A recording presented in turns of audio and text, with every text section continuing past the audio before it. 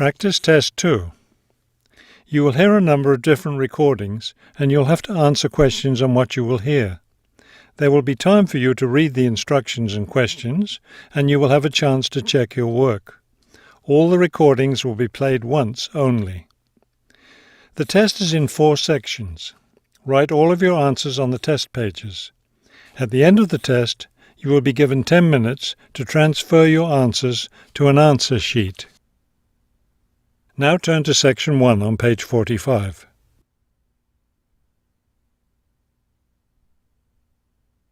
Section 1.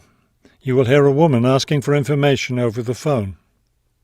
First, you have some time to look at questions 1 to 5 on page 45.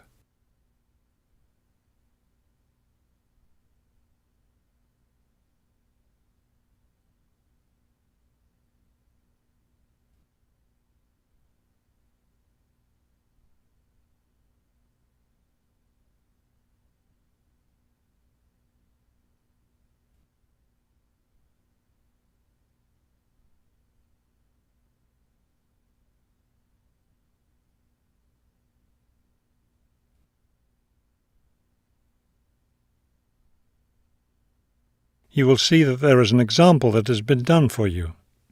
On this occasion only, the conversation relating to this will be played first. Good afternoon, Plainfield Community Centre. Yes, hi. I'm new in town, and I was curious about the services the community centre has to offer. The man answers the phone. Plainfield Community Centre. So the words Community Centre have been written at the top of the form. Now we shall begin. You should answer the questions as you listen, because you will not hear the recording a second time. Listen carefully and answer questions 1 to 5. Good afternoon, Plainfield Community Centre. Yes, hi. I'm new in town, and I was curious about the services the community centre has to offer.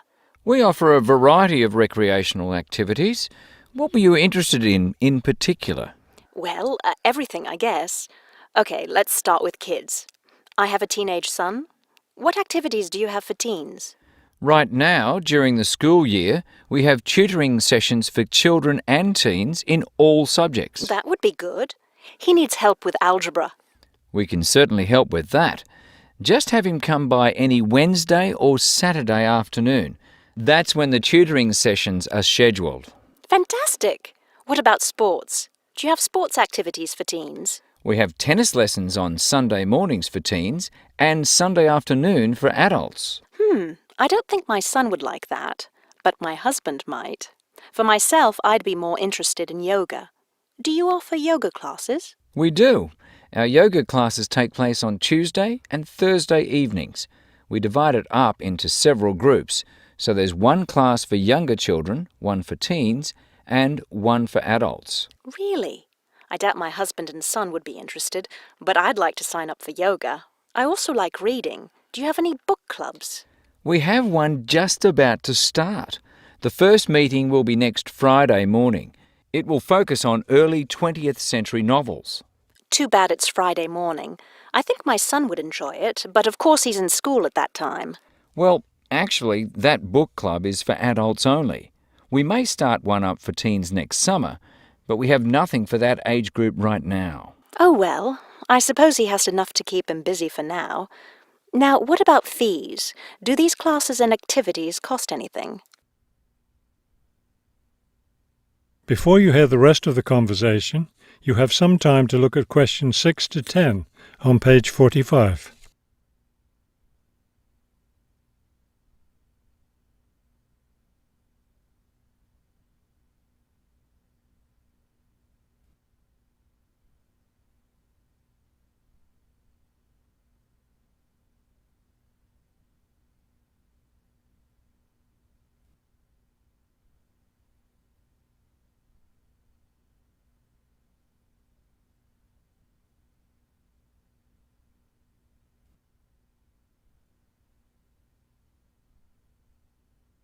Now listen and answer questions 6 to 10. There's a small charge for non-members for each class. However, they're all free to members. Would you be interested in becoming a member? How much does the membership cost? Not much at all. The yearly fee is $75 for individuals and $225 for families. What do I get with the membership? You get free access to all classes and activities, and you can use our facilities like the tennis court, the exercise room, and the meeting room. It's not a bad deal, really. Could you tell me exactly where the centre is located? It's at 107 Elliott Street. Is that Elliot with 2 L's or 1 L? 1 L. E-L-I-O-T. It's right downtown. I think I know where it is. Do you have free parking? Yes, you can park just across the street. There's a garage there. That sounds easy enough. Maybe I'll come in one day next week and sign up for some classes. That would be fine. But don't come on Monday because we're closed that day. We're open Tuesday through Sunday. Oh, thanks for telling me. Maybe I'll stop in on Tuesday then. Can I pay for the classes with a personal cheque? We accept checks and credit cards. Okay, thank you very much. You've been very helpful. That is the end of section 1. You now have half a minute to check your answers.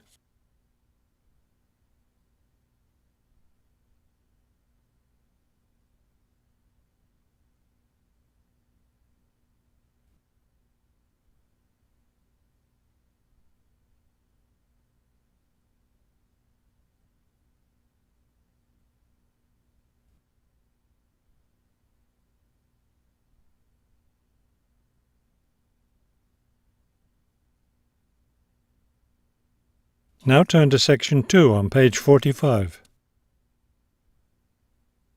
Section 2. You will hear a hike leader giving information about an upcoming hiking trip.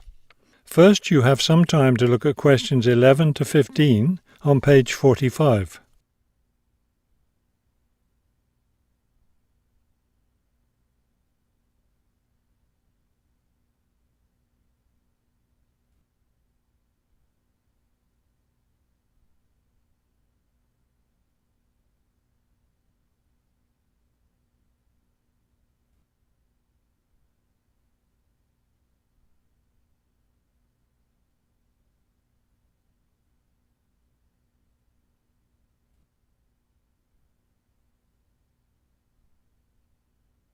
As you listen to the first part of the talk, answer questions 11 to 15.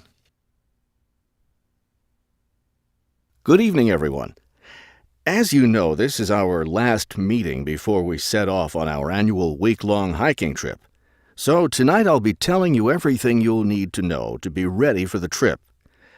Let's talk about equipment first. Having the right equipment is essential for your comfort and safety. First, you'll need a warm and comfortable sleeping bag. However, you won't need to worry about carrying a tent, since we'll be sleeping in shelters along the way. Also, part of the fee you've paid for the trip goes toward food, so you won't need to put that on your packing list either. We found, though, that it's more efficient for each person to bring his or her own dishes, so be sure to pack a plastic bowl, a cup, and a fork, knife, and spoon. That's all you'll need in the way of dishes. Perhaps the most important item to put on your list is a comfortable pair of hiking boots. Nothing ruins a hike more than getting blisters and sores from ill-fitting boots. So make sure your boots fit you right. Shoes and sneakers aren't adequate for the type of hiking we'll be doing. Of course, a backpack is necessary for carrying your equipment. Make sure you have one that's lightweight and comfortable to carry. Walking poles have become popular among hikers recently, but we don't recommend them. They can get in the way when too many hikers are using them at once, and some serious injuries have been caused.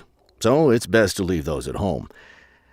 Let's see, what else? Oh, yes, some people have asked me about trail maps. They're available, but you really don't need them, as your hike leaders have scouted out the trail and will be guiding you along the way. And don't forget to bring a warm jacket. You may think you won't need one in this warm summer weather, but remember that evenings in the mountains can get quite cold. Is there anything else I need to tell you? Oh, yes, your guides will each be carrying a first aid kit, so that's one less thing for you to pack yourself. Remember, you'll be carrying your backpack all day, so keep your load light and don't overpack. Before you hear the rest of the talk, you have some time to look at questions 16 to 20 on page 46.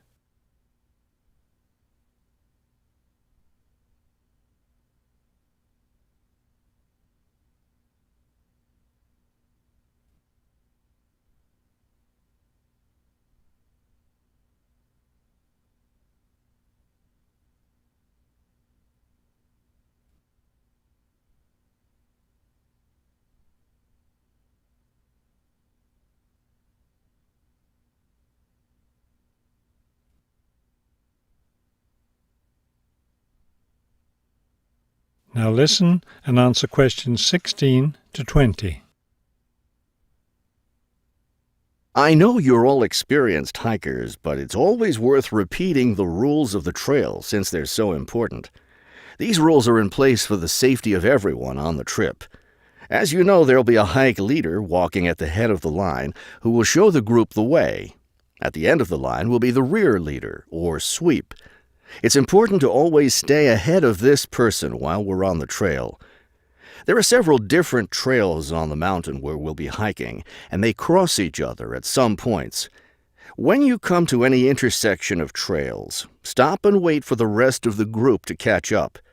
This way we can be sure that no one goes off on the wrong trail. Let me emphasize here how important it is to stay on the trail. We'll be climbing through some steep and rocky areas. Don't be tempted to go off on your own and try to climb some rocks. That can be quite dangerous. Also, it's not likely, but it is possible that we'll encounter some large wild animals along the way.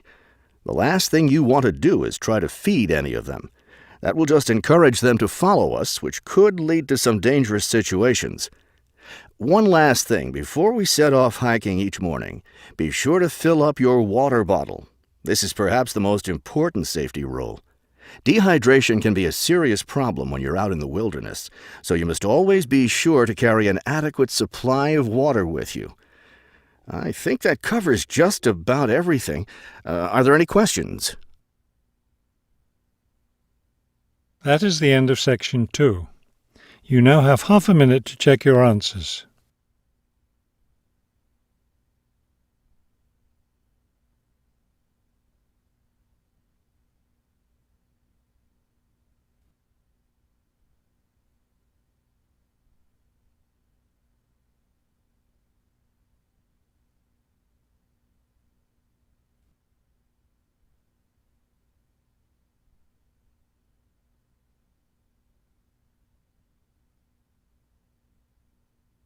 Now turn to section 3 on page 46.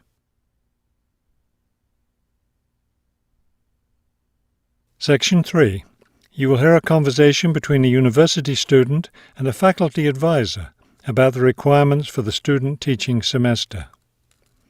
First, you have some time to look at questions 21 to 24 on page 46.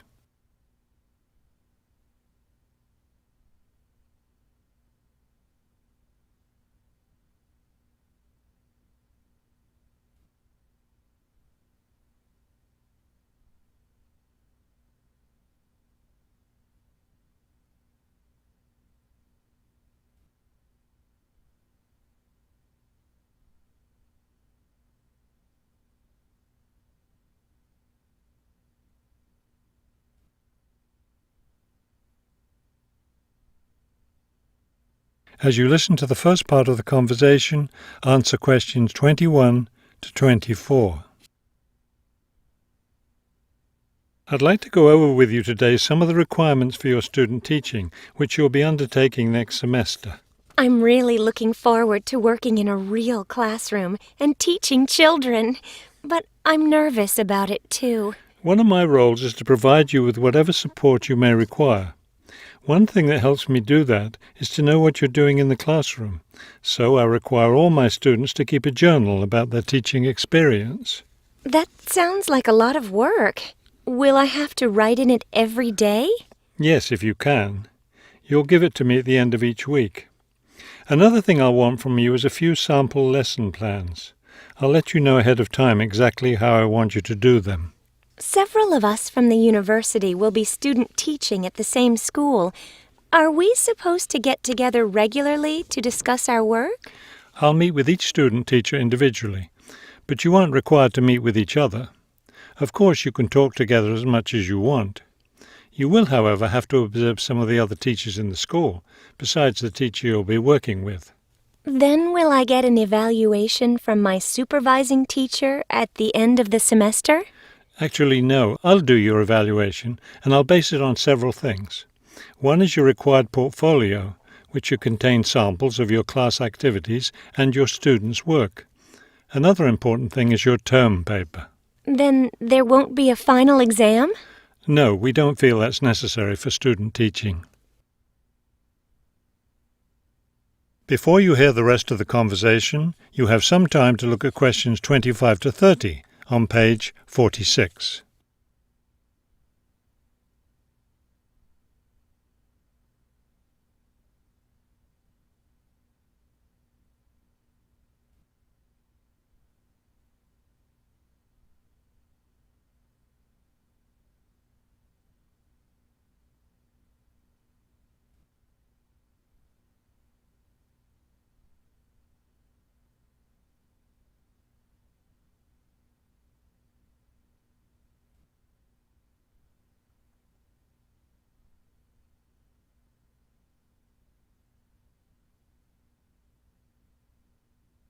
Now listen and answer questions 25 to 30. I know I have to get an agreement form signed. Since you're my advisor, are you the one to do that? No, that form is for your supervising teacher to sign, to document that he or she agrees to have you in the classroom as a student teacher. Oh, I see. I'm concerned about the term paper I'll have to do and the evaluation process. I'm not sure I understand what I'm supposed to do. Regarding the term paper, the first thing is to choose a topic. It should be related to your teaching work. You should let me know your term paper topic by the end of the first week of the semester. Will you be observing me regularly in the classroom? Yes, and during the fourth week of the semester, we'll have our first evaluation meeting to discuss my observations. One thing I'm really looking forward to is the student-teacher conference that the university puts on every year. I'm glad you're looking forward to it.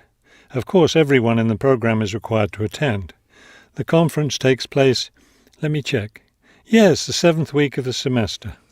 When will I have to turn in my term paper? The term paper is due by the end of the 14th week of the semester. Then during the 15th and final week, we'll get together one last time for a semester review. Wow, it looks like I have a busy semester ahead of me. That is the end of section 3. You now have half a minute to check your answers.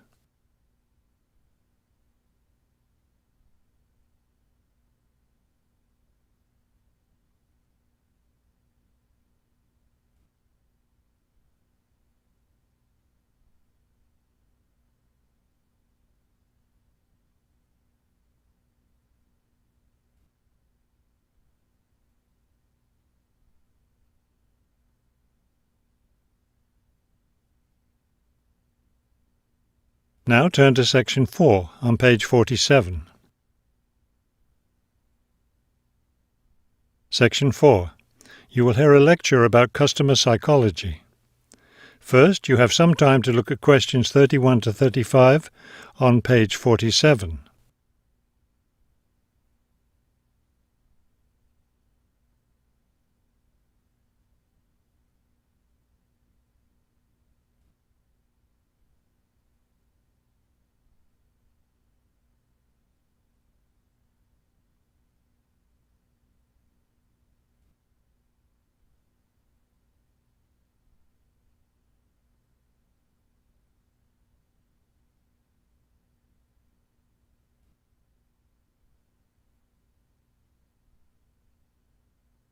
Now listen carefully and answer questions 31 to 35. An understanding of customer psychology is an invaluable aid for retailers looking for ways to increase sales. Much can be done to the store environment to encourage shoppers to linger longer and spend more money. The first aspect to consider is the physical organisation of the store. Placement of merchandise has a great deal of influence on what customers buy. For example, a common practice among retailers is to place the store's best-selling merchandise near the back of the store. In order to get to these popular items from the front entrance, customers have to walk down aisles filled with merchandise that they might not see otherwise. Carpets are also used to direct customers through particular areas of the store. Retailers choose carpets not only for their decorative or comfort value, but also because lines or other types of patterns in the carpets can subtly guide shoppers in certain directions. Besides encouraging shoppers to go to certain areas of the store, retailers also want to keep them in the store longer. One way to do this is to provide comfortable seating throughout the store, but not too close to the doors. This gives customers a chance to rest and then continue shopping. Retailers can do a number of things to create a pleasant atmosphere in the store, thereby encouraging more purchases. Music is commonly used, not as entertainment, but as a calming influence. It can slow the customer's pace through the store, making them spend more time shopping and consequentially making more purchases. Scents are also used in various ways. Everyone has had the experience of being drawn into a bakery by the smell of fresh bread. Experiments have been done with other types of scents as well. For example, the scent of vanilla has been used to increase sales in clothing stores. Before you hear the rest of the talk, you have some time to look at questions 36 to 40 on page 48.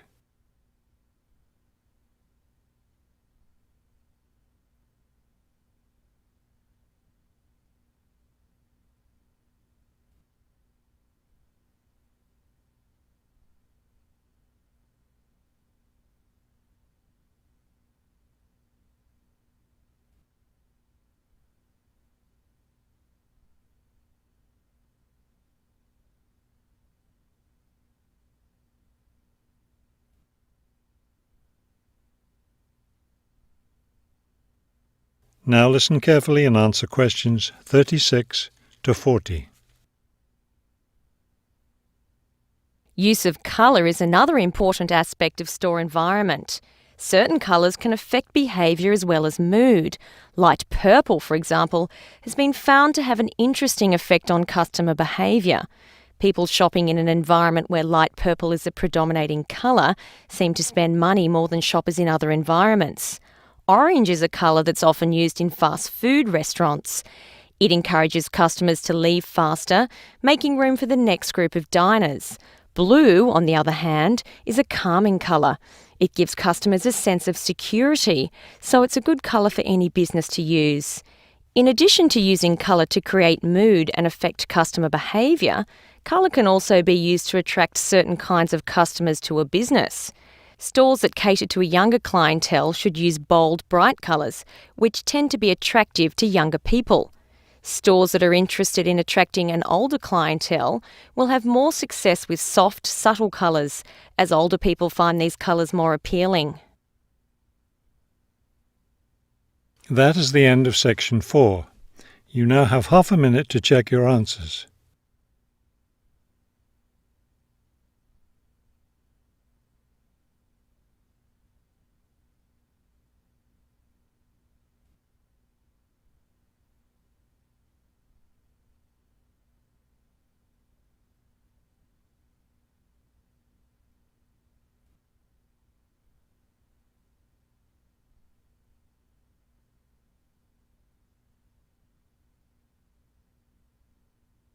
You will now have 10 minutes to transfer your answers to the listening answer sheet.